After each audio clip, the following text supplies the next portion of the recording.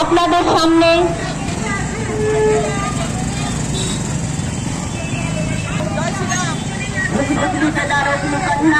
বরিষ্ঠ নেতৃত্ব, কাছের মানুষ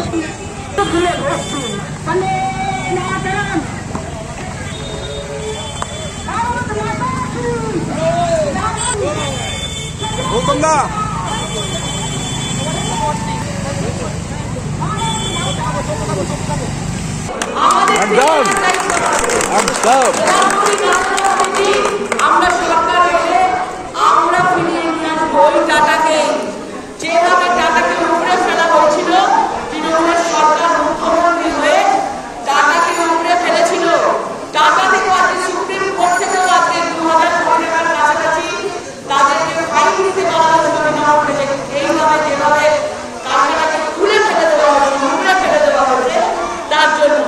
কিন্তু আমরা কথা দিচ্ছি সরকার এলে আমরা চাই যে ওই টাকাই ফিরবো, অন্য ফিরবো না, টাকাকেই ফেরাবো, টাকাকেই ফেরাবো।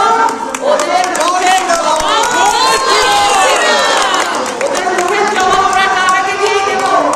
আমাদের ছেলেমেয়েরা যারা বাইরে কাজ করতে গেছে তারা যেন ফিরে আসে, যারা টাকায় কাজ করবার জন্য যারা ট্রেনিং নিয়েছিল তাদেরকেও আমরা যেন এখানে ফিরে আসতে পারি।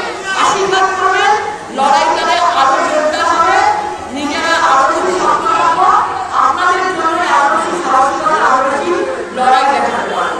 আমাদের সকলে করবো আগামী কয়েকদিনের মধ্যে 20 মে আমাদের লোকসভা নির্বাচন। লোকসভা নির্বাচনে আমাদের মা বোনদের অনেক আশীর্বাদ লাগবে, আমাদের নানা সকল মা বোনদের আমি আজকে এই মন্দিরের তলায় দাঁড়িয়ে আজকে সকল মা বোনদের বলতে বাংলার উন্নতি চাই, আজকে দুর্নীতিগ্রস্ত বাংলা চাই, মা বোনদের সুরক্ষা চাই, আজকে গোলাবাজি সিন্ডিকেট বাজিতে মুক্তি চাই। তাহলে অবশ্যই আমরা নরেন্দ্র মোদীকে ভোট দেবো, কারণ এই ভোট প্রধানমন্ত্রীর ভোট। আর কোনো প্রধানমন্ত্রীর নাম নেই, একজনই আছে, 1 থেকে 100 মোদী মোদী মোদী মোদী, তাই তো? মোদী